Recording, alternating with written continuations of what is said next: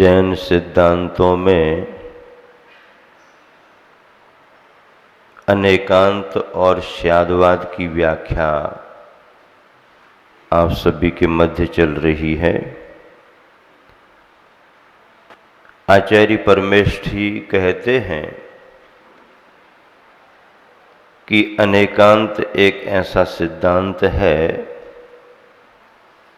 जिसकी आवश्यकता केवल दार्शनिक जीवन में ही नहीं है, बल्कि व्यवहारिक जीवन में भी है।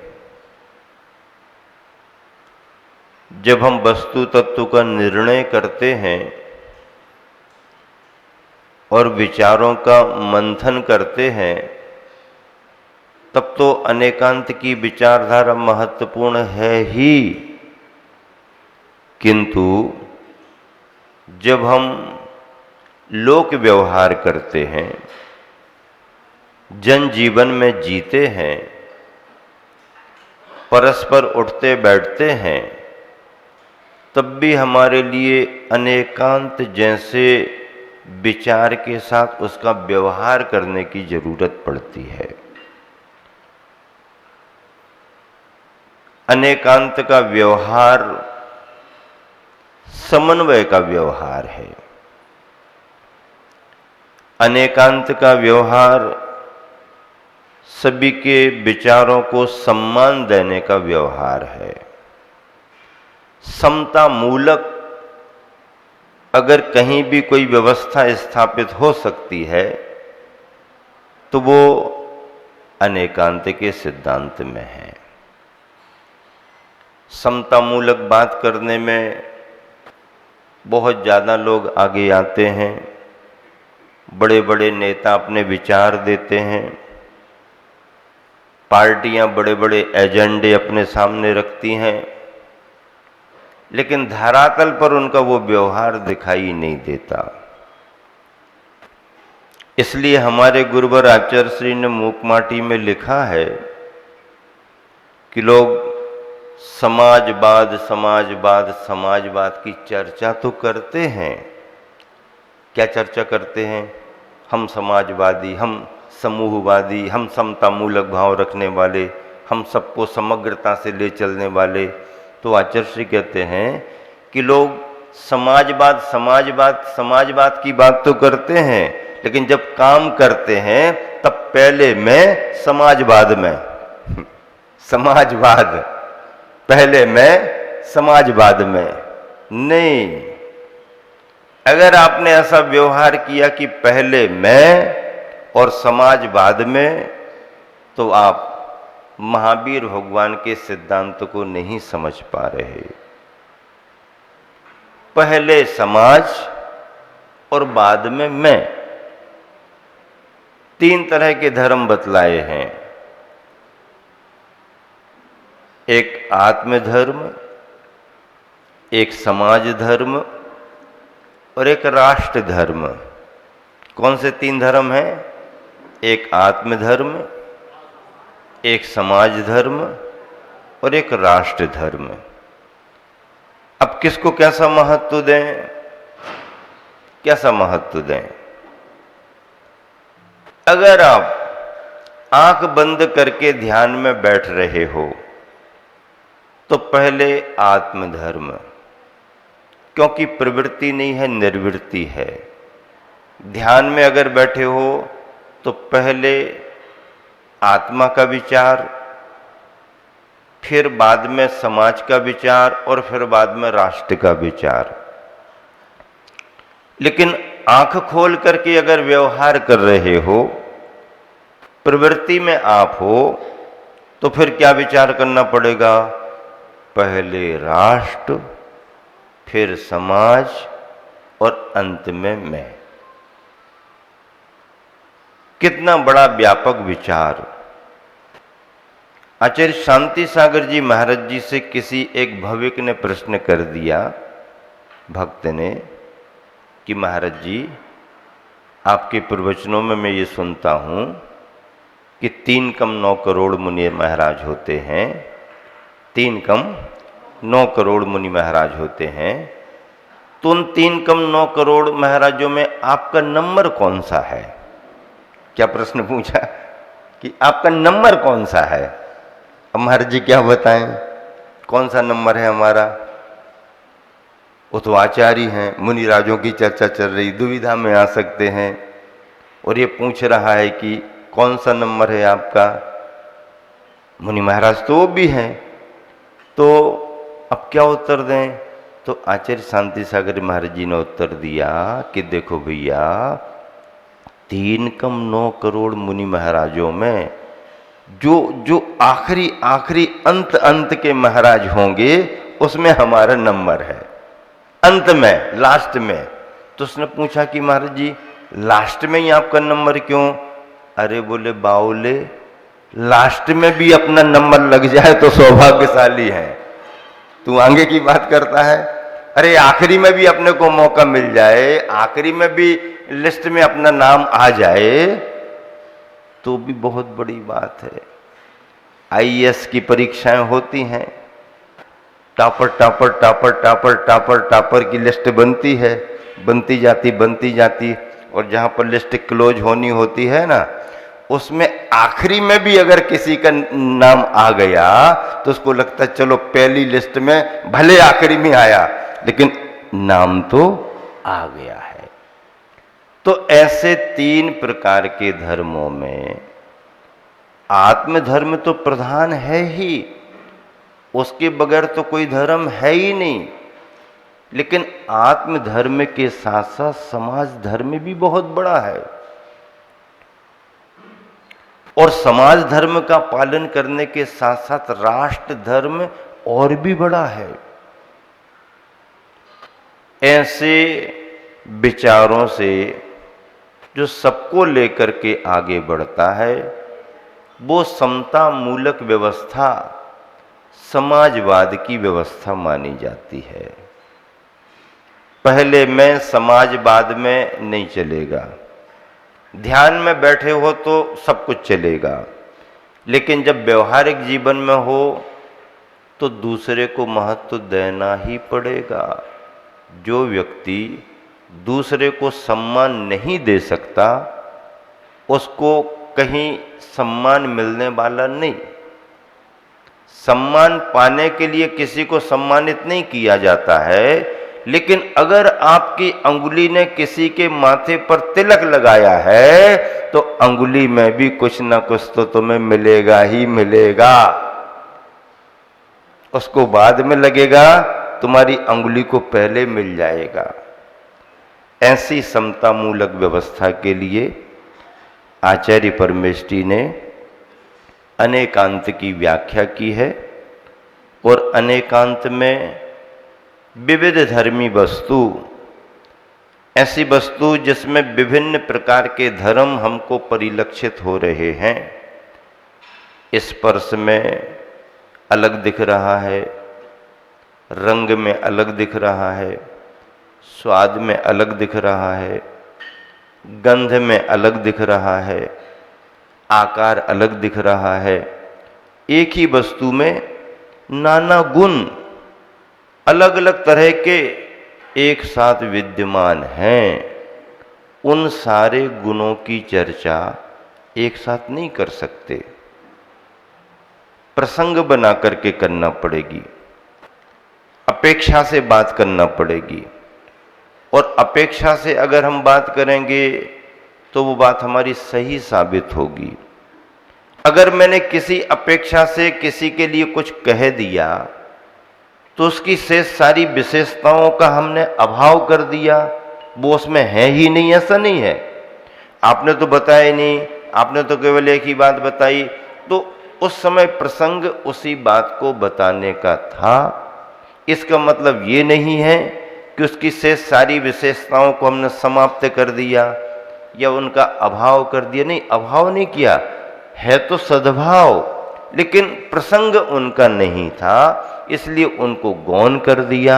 विवक्षा जिसकी थी उसको मुख्य बना करके हमने बात आगे कर दी। ये स्यादवाद की शैली स्याद अस्ति नास्ति आदि सप्त भंगों के द्वारा चलती है। आचार्य महाराज ने एक गाथा लिखी है, गाथा बड़ी प्राचीन है, पेज नंबर 106 पर लिखी हुई है, देख लेना आप। जैन तत्वबोध पेज नंबर 106 पर गाथा है। गाथा क्या है? जयी जिन्मयम पवज्जः, जयी जिन्मयम पवज्जः, तामा व्यवहार निश्चय मुयः, एकेन बिना छिज्जयि तिथम अन्येन उनतच्चम। गाथा लिखने वाले आचार्य महाराज ने कहा कि दो तरह से व्याख्या होती है। एक निश्चय का आधार बना करके व्याख्या होती है और एक व्यवहार का आधार बना करके व्याख्या होती है। व्याख्याएं दोनों सही हैं, हम किसी भी नए को छोड़ नहीं सकते। नए कथन पद्धतियां हैं। जैन वाङ्मय में जो भी कथन पद्धति आई है वो नए विवक्षाओं को लेकर के चलती है। ये जो कथन है किस नए की अपेक्षा से है? निश्चय नए की अपेक्षा से है या व्यवहार नए की अपेक्षा से है? जीव को अमूर्त कहा है तो इसमें निश्चय नए की विवक्षा लगेगी। जीव को संसारी और मूर्त कहा है तो निश्चय इसको स्वीकार नहीं करेगा, इसे व्यवहार न स्वीकार करेगा।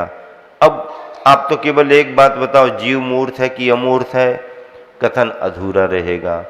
दोनों बातें बताएंगे तो दोनों नयों को सामने लाना पड़ेगा और दोनों नए जैन वाङ्मय में स्वीकृत हैं।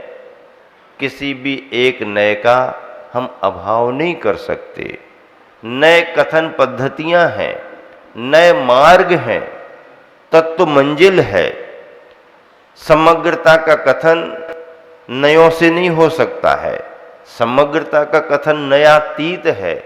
आचार्य कुंद कुंद स्वामी ने इसलिए समय सार में लिखा कि अगर समय सार की यथार्थ व्याख्या समझनी है, वैसे तो मैं नयों की विवक्षा में कर रहा हूं, ये व्यवहार नए की अपेक्षा ये निश्चय, ये व्यवहार ये निश्चय, ये व्यवहार ये निश्चय, लेकिन अगर आपको समय सार की समग्र व्याख्या समझनी है तो कुंद कुंद स्वामी कहते हैं नए पक्खा तिक्कंतो भनिदो जोसो समय सारो।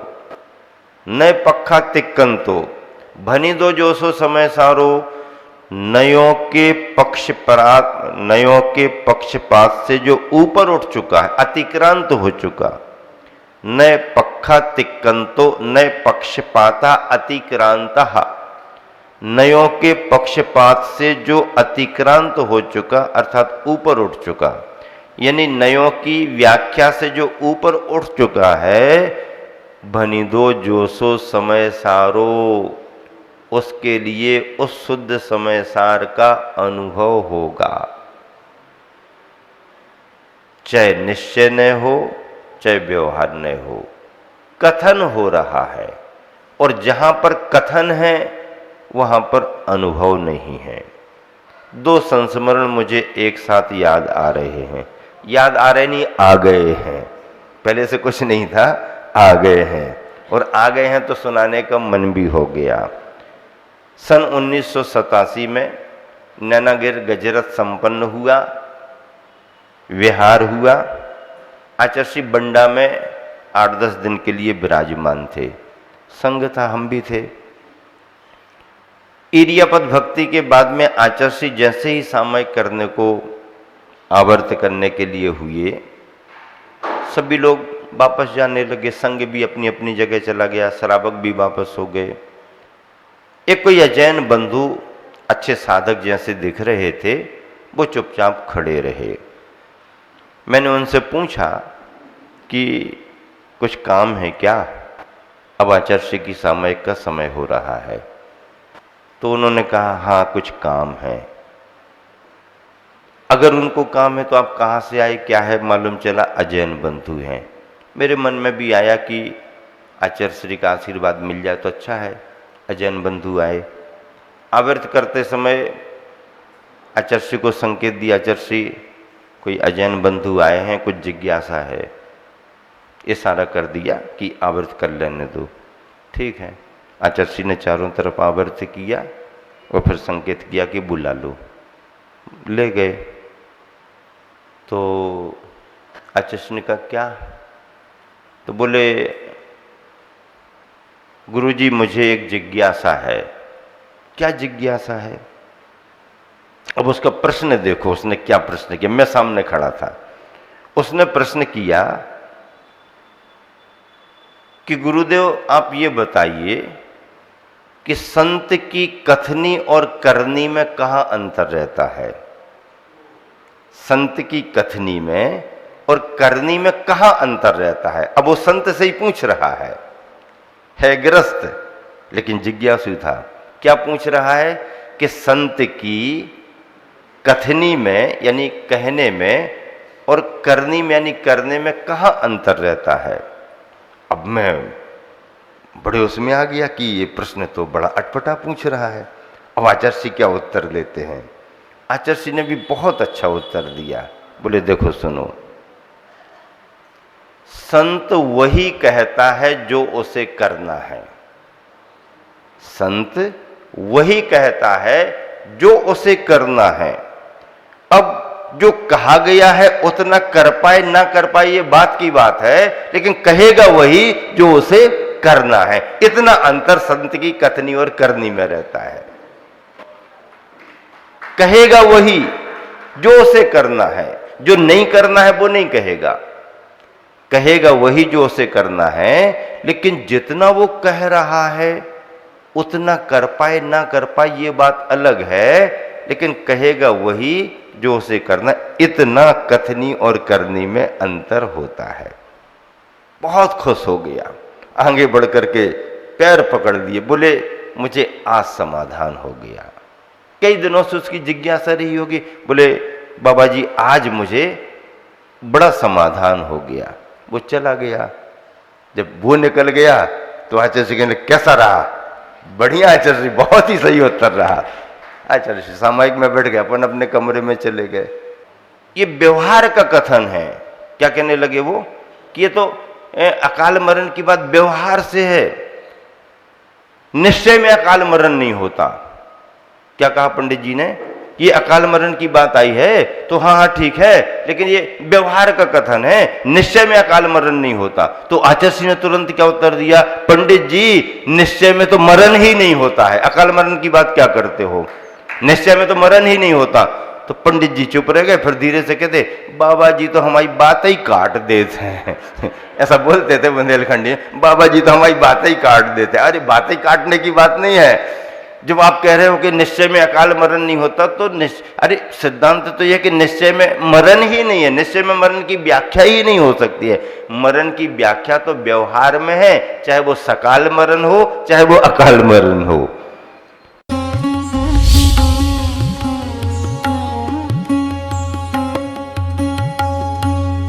जीवन की सबसे बड़ी खोज क्या है?